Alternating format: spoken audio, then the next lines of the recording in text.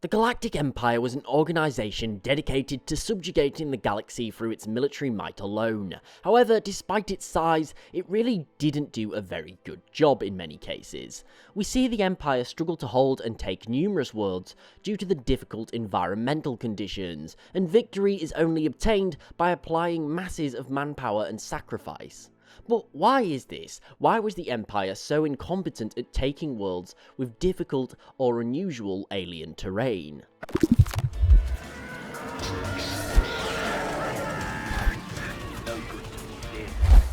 Now, for this video, we're generally talking about worlds such as Mon Cala or Mimban, worlds with unusual or generally inhospitable terrain. For example, a planet completely covered in ocean or mud. And there is numerous answers for this, the biggest one being possibly the Empire's willingness to sacrifice lives of its own troops. For this reason, the idea of developing strategies was put in second place, as they believed that they were unstoppable. If you have almost unlimited manpower, you care less about them, so you're just going to throw them at the enemy until you do eventually win. We may also try to blame the Empire's low quality in many of its soldiers and their equipment, meaning that in hostile terrain, things such as blasters would jam and malfunction, or equipment would easily break. However, I believe one main reason lies with the core ideals of the Empire itself.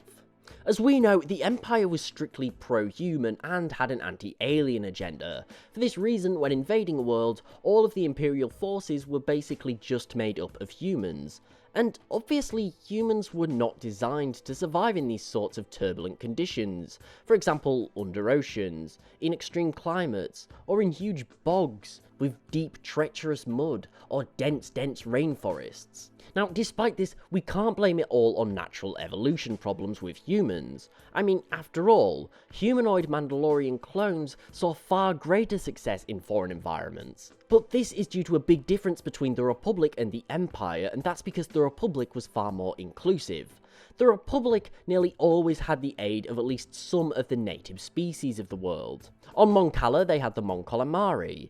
On Mimban, they had the Mimbanese. On Ryloth, they had the Twi'leks. In fact, when you look at some of the clone army's hardest fights, it was largely due to the fact that they didn't have the support of any of the native species. For example, on Geonosis or Umbara, they had very little native support here. So they didn't have support of beings who were naturally evolved to survive in these conditions. However, in the end of the day, it's quintessentially against what the Empire stands for to accept aid from non-humans. It's against its beliefs. How could a non-human do something better than an Imperial human soldier? Therefore, the very idea of enlisting native species to help was basically just out of the question. It went against the very bigotry that the Empire stood by. And this doesn't only apply to everyday soldiers either. We need to think about commanders. Nearly every single Imperial commander, excluding Thrawn, was human. And these were the people developing strategies to win wars and battles. However, by neglecting obvious assets such as native species,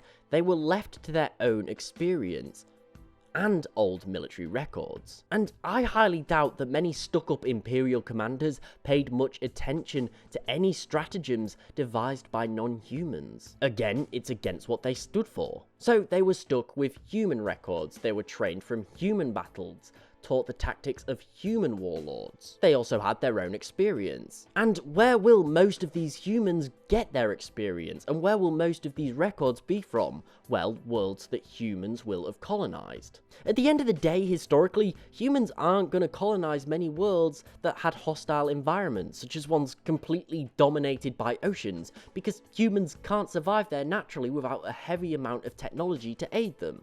So realistically, commanders had very little experience or accounts of how to win wars in unusual or hostile terrain, and the accounts that they did have were probably not going to be used by them because they were probably devised by aliens. And this at the end of the day highlights why someone such as Thrawn was such a brilliant commander. He studies different cultures and different species. He was able to look beyond this weird speciesist ideology of the Empire. At the end of the day, who's going to fight better underwater? A fish-like species that's lived on a planet and evolved there for countless years, or a stormtrooper with scuba gear? Ultimately, I believe that this is a major flaw in the Empire as a whole.